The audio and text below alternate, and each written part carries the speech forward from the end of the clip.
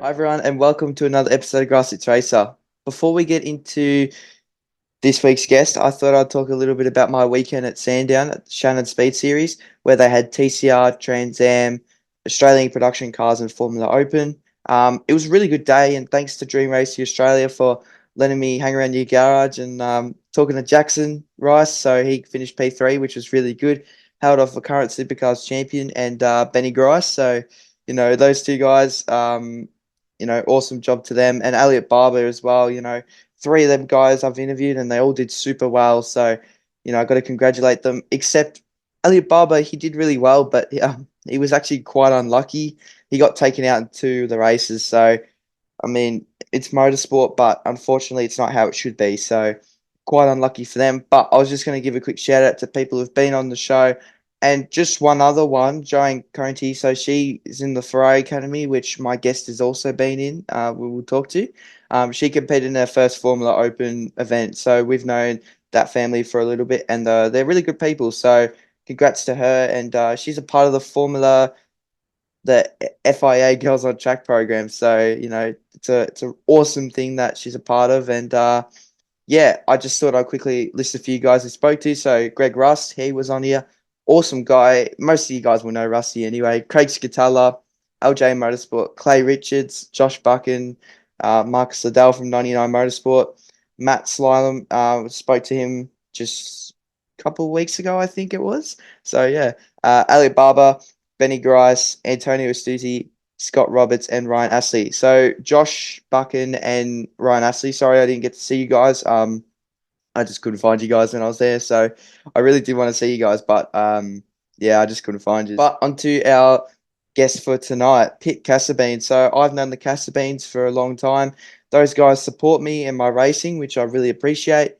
We've known him since karting, and I met his brother actually about 2018, and he bought my engine in Cadet 9 when I just moved out of Cadet 9, and that was the engine Pip used, and it was my favorite engine. It was really good. And then yeah, so he bought the engine from me. I helped him, just gave him a little bit of driver training, showed him around Bendigo, and yeah, he came there for the Golden Power Series, and we both won. So we've got a photo of that somewhere, which we should put on the screen. But yeah, me and Pip have been really good friends. He is the current Australian Kart champion and was selected to be a part of the Asia Pacific Ferrari Driver Academy. So, he's got a very bright future ahead of him, and it's a great opportunity to have them things come his way, and he's taken them at full swing. So, big congrats to him.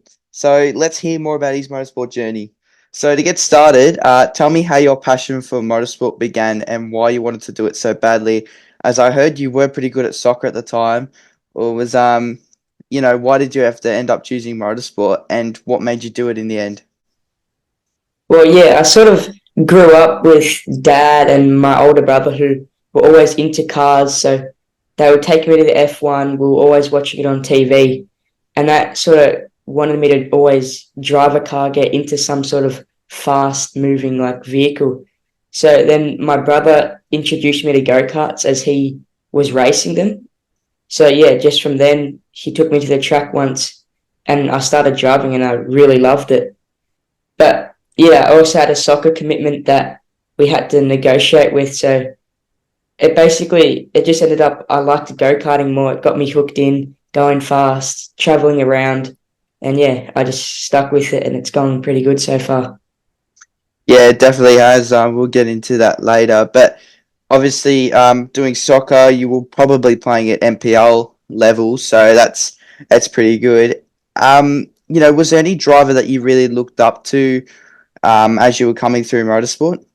Well, I've always sort of looked up to Lewis Hamilton as at the time when I sort of got into it, he was the one who was always winning. So I wanted to be like him. But yeah, I've just looked up to him and I sort of want to be like him when I'm older. So you're going to follow his move to Ferrari? Maybe. Yeah, you used to give me a little bit about being a Ferrari fan, so it's kind of funny now. But Yeah.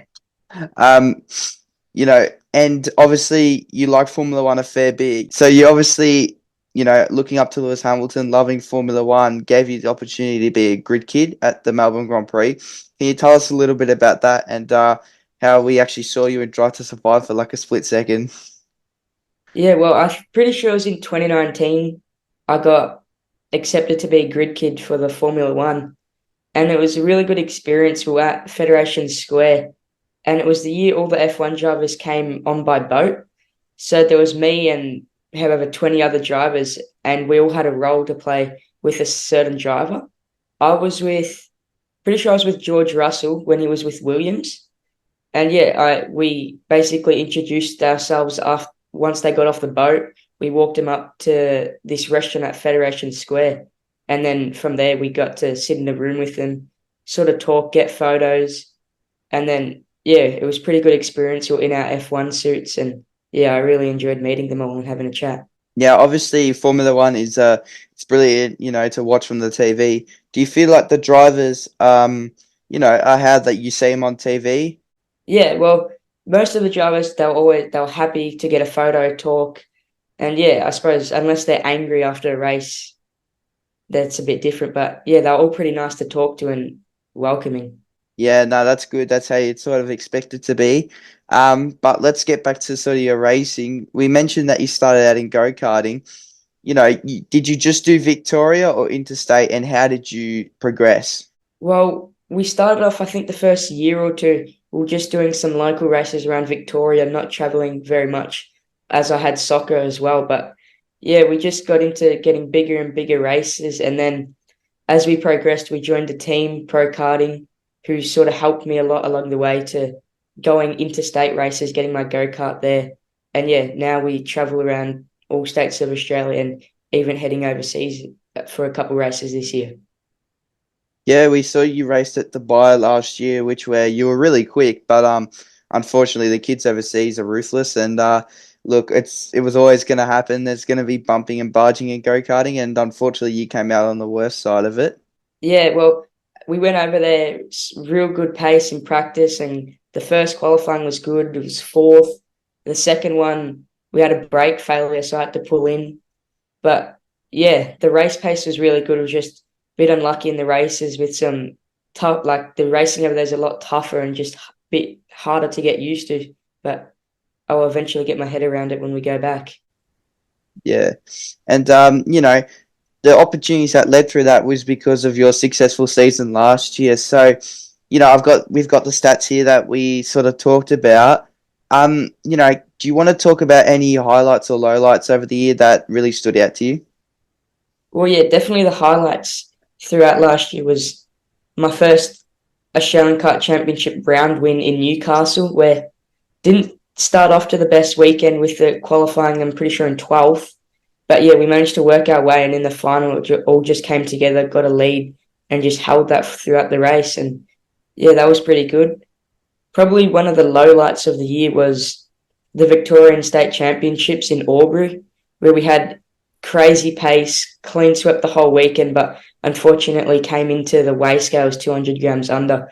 So the blue plate was taken. But yeah, it was a great experience. And then from there, we just sort of went better and then just kept getting points through the AKC rounds. And then as we came to Todd Road, it was a pretty even race between me and Will Thompson. And yeah, I was managed to win the championship, which was a great feeling. And it felt like all the year, like, it was really good and it came together. And yeah, it was really good. Yeah, that's awesome. And considering you only started in 2018, so you would have been about 9. 9, yeah. Um, so you started off. You're still quite young, to be honest. Like I moved out into Cadet 12, and you guys actually purchased my engine. So not sure if you knew that, but Alex and your dad bought my old Cadet 9 engine, and that's you guys started in Cadet 9, which is still a really early start, to be honest. You got the Mark Webber started at 13. So there are some people who do start later, but, considering you've only been racing since 2018, to be Australian Kart champion is something that's awesome. And, lots of guys don't get that opportunity to race in nationals. So I think you've done really well to sort of, we got the stats here. Average finish position in AKC was P3. and just in general was P2. So that awesome. So you did really well. Did you have a favorite track that you went to? Because obviously you toured Australia. Yeah, well, probably last year my favourite track I went to was probably I've always had Puckapunyal has been a favourite track for me. I've just liked the layout there. It's fast flowing and there's always a good turnout when we go to a race there. Yeah, Puckapunyal is one of them tracks where it's you can either have a really good day or a really bad day. Yeah. We've actually, I think I remember, we both have had our good and bad days at Puckapunyal. You actually had quite a scary one probably a few years ago now. It was probably in 2018. Was it? When you got run Yeah. over? Yeah. Yeah, that wasn't the best going down the hill. Had a driver behind me brake failure and just straight into the back of me and I launched over another driver, which was Yeah. quite scary as it was early on in my racing, so a bit of a scar, but it's all right. Yeah. And we did mention that you're going to race Dubai this year. But you've also had a little bit in between that maybe some people know about, or maybe they don't. But you had some exciting opportunities where you were selected for the Ferrari Academy and you went to Malaysia. And can you tell us a bit about the Ferrari Academy and what it was involved and about the opportunity? Yeah, well, Ferrari Driver Academy was drivers from the Oceania and Asia Pacific. So there was about 24 of us, and we all headed over to Sepang in Malaysia, where it was very hot and humid. But whilst we were there, we had Motorsport Australia officials and Ferrari Driver Academy representatives and a sports fitness person who works with Alexander Albon from Formula One teach us about nutrition and fitness. But besides from that, we also got to drive Formula 4 cars around Sepang, which was an old F1 track, which was a really good experience. They also taught us throughout the 4 days, how to read data, what data's good for, and foods we should be eating as an F1 driver, and training we should do to keep ourselves fit and get to the top. Yeah, and it's obviously it's not the easiest route to Formula One, so it's definitely good that those opportunities are available for young drivers. But you also, we did briefly mention your racing in Dubai, but how did you go in Las Vegas? I personally, actually, I don't think I ever saw the results, but Yeah, well, Las Vegas, that was pretty early on before I started getting to the top in Australia. So that was probably where it all started from there. When I came back, I started getting to the top with a lot more experience. But over there, it was good to race against a lot of the Americans on a lot less grippy track with harder tyres. But my racing there was pretty good. My pace wasn't the best, but yeah, we managed to work our way forwards in the heats and just keep learning different things as you drive against people from around the world. Unfortunately, in the final, as I came into turn two, there was a pile up and I got stuck. So I had to get out, push the cart back, and then take off again. So I was a fair while back, but I'm not too sure what I came in the final, but it was a pretty good experience overall there, and I learnt a lot whilst being there. obviously, those opportunities you've really counted on, and that's probably what led to you doing so well last year. And when you look at it, it was a really unstoppable year for you. So everyone's probably told you a million times that you did really well. Um, but with the Formula 4 stuff, driving an open wheeler, it's a little bit different because you haven't done anything like that before. So apart from the practice sessions before you left that you did at Sydney, how hard was it to adapt to those cars? Yeah, well, the Formula 4 cars I was driving in Australia were the older version, as they were yet to come in to Australia, but they were quite difficult to drive. I only got to drive them in the wet, which was a bit unfortunate, but compared to a go-kart, it's pretty different where obviously the speed's faster, but just where you got to keep your eyes further around the track and the braking's a lot different. But the cars in Sepang were a lot better. They were the latest model, which were quite good to also drive. Similar to the old one, just the brakes on it were a bit easier to push, easier to lock up. But yeah, it was a good transition. Learnt a lot from driving a go-kart to a car and the things you need to know about driving an open wheeler. Yeah, well, when you drive a go-kart, you're virtually braking. Oh, I haven't driven a go-kart in a long time.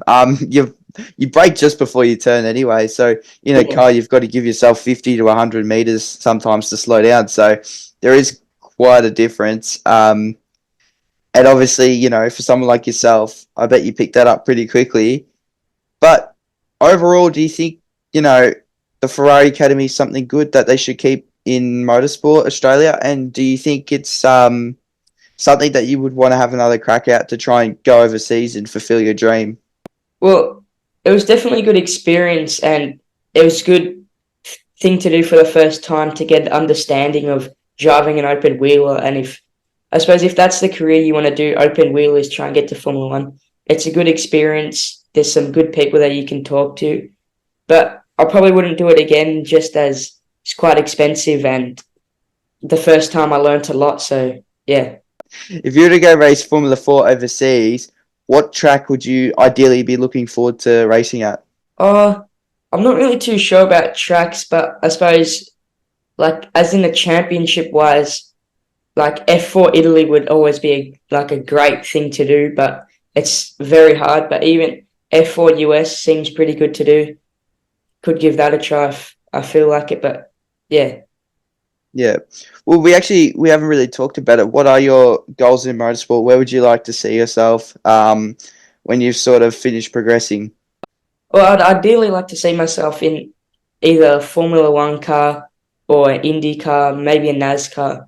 Just hopefully something overseas, but if not, supercars is always a plan that I can do. But yeah, hopefully something overseas. Yeah. And have you driven a tin top yet, or do you think you prefer open wheelers over tin tops? What's sort of your personal opinion? Well, yeah, I went to Norwell the other day and drove an 86. Did a couple of days there. Yeah, they're definitely fun to drive tin tops.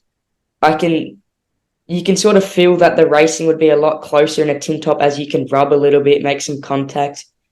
But then again, an open wheeler, generally they're a lot faster, but I suppose it's what you prefer and where you're trying to go. But tin tops Yeah. are pretty good to drive as well.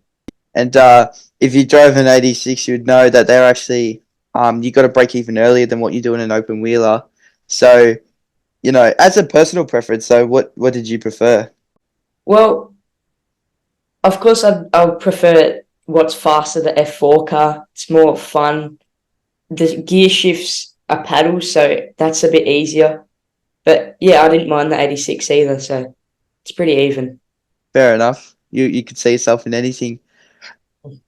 But what are your plans for this year? So, we did talk about you will head back over to Dubai, but have you got any other plans for the year? And what can we see you racing in? Well, this year I'll be doing the Australian Kart Championship in X30 up against some of the best drivers in Australia. And then we're not too sure, maybe try and do a round of Toyota 86 if we can. But we've got currently 6 races overseas, but we're definitely doing 3.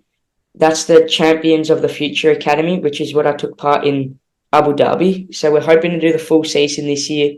There's 2 in Italy, 1 in Spain, and 3 in the UAE. So we're hoping to give that a crack and see how we go against some of the best from around the world. Yeah, so I'm guessing for now the plan would be to race the three in the UAE because they're a bit closer. Um, but given your heritage, I'm guessing you'd love to go to Italy to race. Yeah, I'd love to go to Italy. I've never been there before, but yeah, to go there and race would be awesome. Yeah, and when you go to UAE, would it be the same track, or have they got a few different ones? And if it is the same track, do you think you'll stand a little bit better chance this year? Well, I know there's 3 rounds there, and one of them's definitely at the same track we're at. So hopefully there I can go better, especially seeing I've got experience there and I had fast pace. But yeah, hopefully when I go there again, I can have a chance of winning and get to the top. Yeah, that's definitely the plan. And with Toyota 86, do you sort of feel like it's something you'd love to do in the future if you were to stay in Australia? Because depending on how you go in the Champions of the future, you could see yourself with an opportunity to stay overseas. So, if you were to stay in Australia, do you think you could see yourself doing 86s? Yeah, definitely 86s would be. I'd love if I'd sustain a show. I'd love to drive one of them. They're quite fun to drive, and watching them on TV, the racing's super close and big pack. So it'd be a great experience to get myself in there. Yeah, 100%. So, you're doing really well at the moment, Pip. And, let's just quickly ask, do you have any sponsors who help you out or look after you? Yeah, well, a couple of them have been with me for a long time, like Casabene Group, my dad's business, Royan's TFI, who does my sticky kit. It comes up awesome every time. Winslow Construction Group, R&R Cabinets, Aquatap Plumbing, Freckleberry Chocolate, Metro Cool, Big Chief Hire, Fragapani Farms, SP Solutions, Adra Insurance, and Gilded Homes. They're all my sponsors who helped me throughout last year, who supported me and have been watching all my races and encouraging me to go better. Yeah, and obviously, who wouldn't want to sort of back you? You're the current Australian kart champion, and I'm guessing you're going to have another crack at it this year in seniors this time. How do you sort of feel going up against your brother, the one who got you into it? Well, yeah, it's sort of going to be a pretty cool experience to be on the grid up against him. Big rivalry, but hopefully I can beat him and yeah, I can rub it in his face. Do you think you will? Oh, I reckon I can, but if he gets some practice in, it'll be pretty close. No, that's pretty good. And I heard a rumor that there might be an enduro thing going on. Oh, maybe could team up with him if we don't crash in one of the races and have a fight with each other. But yeah, that'd be pretty cool. Two brothers, but yeah. No, that's good. And is there any social media platforms that my viewers can give you a follow on and potentially follow your progress as we see you progress? Yeah, well, I've got a motorsport account on Instagram, casabene.motorsport is where you can keep up with all my races and track how I'm going.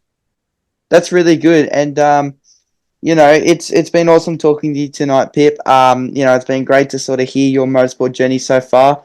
And when you're in Formula One, you better jump back on for another episode so I can say I spoke to a Formula One driver. But look, you're doing really good. I wish you the best for this year, and hopefully, you can take it to the boys in Australia again and win back-to-back Australian Kart Championships in seniors, which would be pretty cool. Someone your age. You're going to be 16 this year. Yeah, I'll turn 16 in August. Yeah, so you'll be going up against some proper adults. So, you're going to do really well, and appreciate you jumping on tonight. No, thank you. It's been really good talking to you tonight, and yeah, I'll speak to you soon. Cool. And thanks everyone for staying around, and remember to drive fast and take chances safely, of course.